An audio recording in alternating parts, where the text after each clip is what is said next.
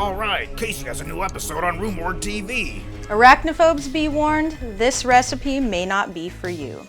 Head over to Rue Morgue TV to learn how to make these cupcakes inspired by the red spot from Scary Stories to Tell in the Dark.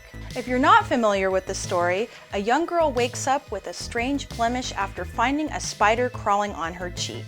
During a relaxing hot bath, the blemish explodes, unleashing a swarm of tiny spiders their mother laid in her cheek. Oh, that's disgusting. Exactly what you want to think about while eating, right? To get the full recipe, pick up issue number 189 of Rue Morgue Magazine and then head over to Rue Morgue TV to learn how to make them.